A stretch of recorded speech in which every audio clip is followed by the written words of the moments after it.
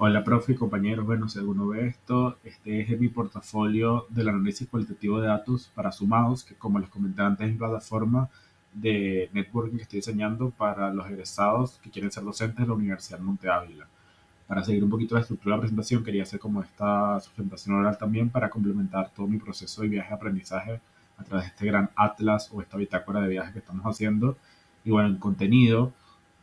creo que es importante dividirlo por secciones. Vamos a hablar un poco sobre el poder de la codificación, el avance desde la presentación inicial que tuve en la primera clase hasta lo que ahorita. Luego vamos a ver en cifras un poquito para que, cómo ha crecido sumado durante estas 8 semanas que tenemos en la materia, las distintas funcionalidades de Atlastic que pude probar, la utilización de los grupos, el uso de inteligencia artificial, los hallazgos obtenidos a través de Atlastic y el aprendizaje de la materia, que bueno, estas últimas dos secciones corresponden a las preguntas que dejó el profe la clase pasada y me tomé la libertad de responder en esta presentación. Primero, arrancar por el poder de la codificación intencionada de datos. Yo creo que es súper importante, como lo vemos en Atlas T, el tema de realmente saber codificar y no es como que llenar el documento de códigos ni hacer las cosas por hacer, sino es tomarse el tiempo de cada uno de esos documentos, sean 40, 50, 80, 20, y tener la posibilidad de ver semana a semana cómo se va construyendo un proyecto robusto a través de la herramienta de Atlas T que genere ese propio bitácora o ese viaje que les comentaba antes y que sobre todo nos permita no llenarnos de datos y no sobresaturar la información, sino quedarnos con lo más valioso y poder avanzar en la investigación. Así es un poco antes o después de cómo se veía lo que presenté en clase hace unas 3 semanas y lo que estoy presentando hoy en esta grabación que hago antes de entregar, cómo el documento fue creciendo, el número de grupos, de redes, el trabajo completo del Elastic como tal, los códigos, los grupos memos, todas las secciones. Les hice un incremento y traté de hacerlo como muy intencionadamente, porque más que cantidad me importaba la calidad de que se viera todo muy sustentado. Sobre todo, por ejemplo, aquí vemos los prints ya de pantalla del programa como tal, como pidió el profe, la importancia de la codificación manual y el aprendizaje, como que logras leer diversos autores y darte cuenta que estos procesos se aplica como un pensamiento convergente y divergente, o así lo veo yo. O sea, empiezas a leer como muchos autores y luego buscas, empiezas esos patrones, esos gráficos, esas relaciones que te permiten decir, bueno, en mi caso el liderazgo docente va por este camino. La serie de autores que va a tomar para la revisión de bibliografía o estado del arte son estos y los puntos de conexión son estos. Aquí los autores difieren, pero eso luego se da gracias a una lectura como muy concienzuda de lo que estás haciendo y viendo cuáles son las posibilidades. A mí me encantó el tema de las secciones gráficos, que tuvieses como las secciones al margen, los códigos, las notas, los comentarios. Y precisamente el tema de la utilización de código es una de las cosas que me parece como más potente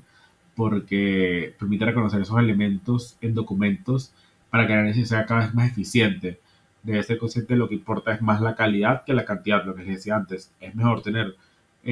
40 códigos a tener 120 o tener 20 códigos a tener 80, pero que sean realmente estructurados y que tengan como esas interconexiones que para mí son casi que tus redes neuronales trabajando para lograr ese proceso de aproximación a lo que es el análisis cualitativo de datos y ver cómo puedes encontrar esos esquemas, patrones, construir redes, conceptos, nociones, elementos, características, como quieras lo quieras llamar, pero que te permite como ir más profundo y no quedarte como en la superficial de los datos, sino bajar, bajar, bajar hasta que llegas a algo importante.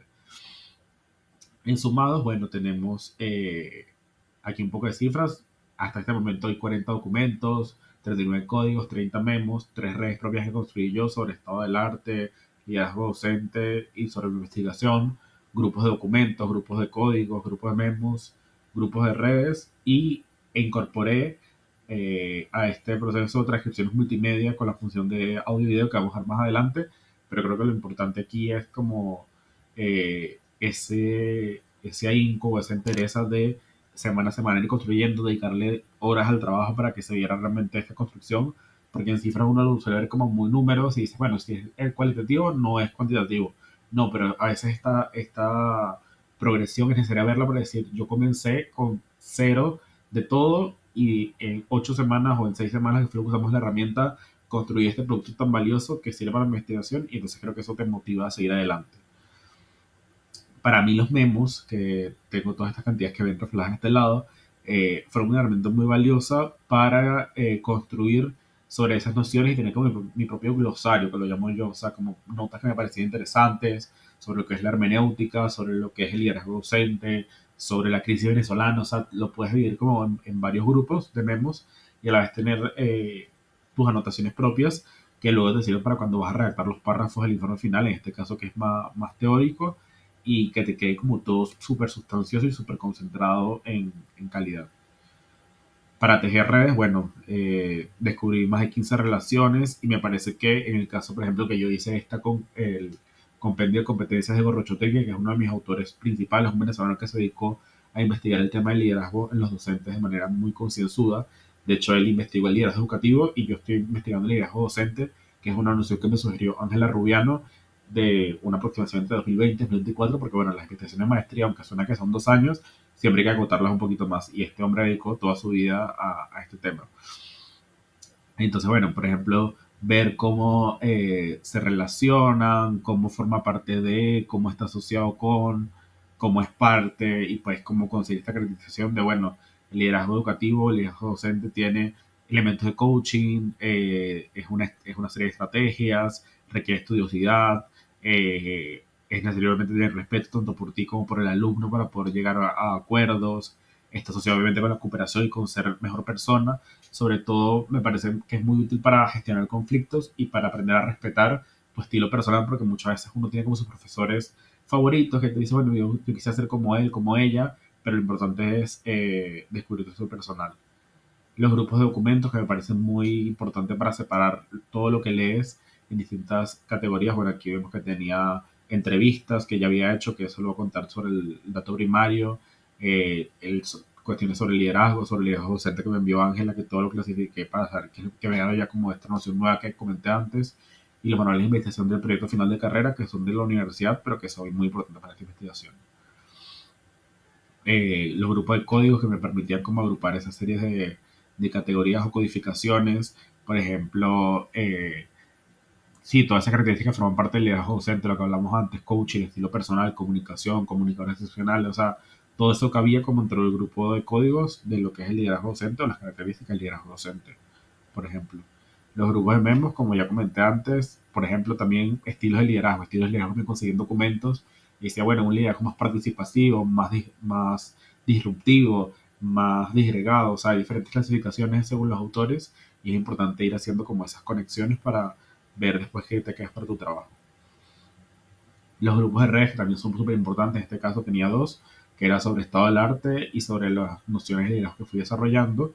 y este elemento que lo incorporé luego en mi presentación en clase, que es la utilización de recursos multimedia, bien sea audio o video. Aquí tenemos un video muestra que hice para la plataforma y fui analizando como el guión para ver cuáles eran los análisis cualitativos que podía sacar de ahí y audios que le pedí a compañeros profesores sobre qué es liderazgo docente para ellos y de ahí poder ver si hay patrones, si la gestión corporativa de la universidad sobre lo que es hacer un liderazgo docente está bien aplicada, si quizás no tienen ni idea, o saber como todos esos datos que puedes sacar de la realidad.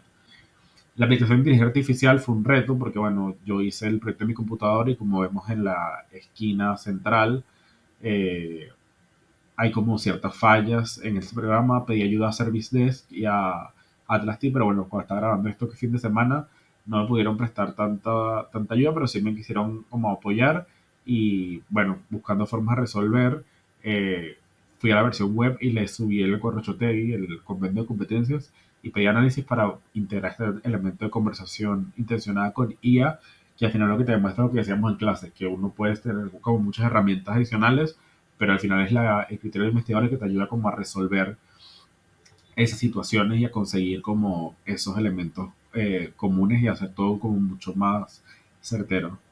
Respondiendo a las preguntas del profe sobre qué hallazgos se realizan directamente del resultado del curso, creo que la importancia del dato primario,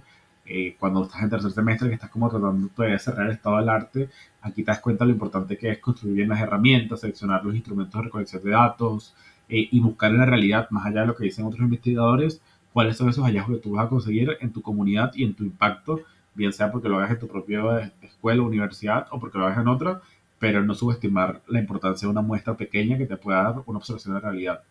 Que toda comunicación puede ser analizada, porque hasta unos cuestionarios de entrevistas muy sencillas del rostro, hasta un capítulo entero que le dedicamos a nuestra tesis sobre el análisis de resultados, todo requiere análisis, todo requiere disciplina, nunca perder la sed de cambio, porque bueno, al final pertenezco a la maestría de innovación y siempre estoy como curioseando otras herramientas como la transcripción multimedia, la inteligencia artificial, y es por esas ganas de asombro de buscar siempre más y querer llegar más lejos que me parece que esto es súper importante. Y triangular siempre la información para darse cuenta que no puedes sesgar la investigación hacia lo que tú quieres, sino tienes que buscar siempre conectar los datos y ver que realmente lo que reflejas no es lo que tú quieres, sino es lo que está en la realidad. Sobre la herramienta, Veritasti me parece que es un recurso súper factible para la investigación, para aprender a usar más herramientas, codificar datos y seleccionar de manera adecuada sin saturar la investigación, la relevancia por la multiplicidad de formas que te permite trabajar la herramienta, memos, códigos, documentos, redes, etcétera,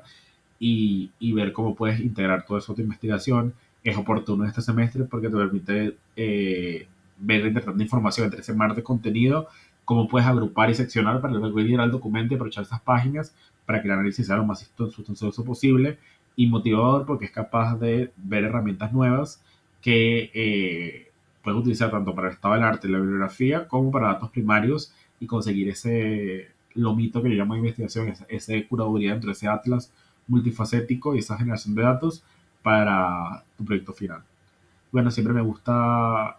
cerrar mis exposiciones con una frase final, no lo he podido hacer en la clase, lo hago aquí en este video, y es de Nielsen, de Arthur Nielsen, un investigador y analista americano que dice que el precio de la luz es menor que el costo de la oscuridad. Creo que porque este tipo de investigaciones y de herramientas requiere mucho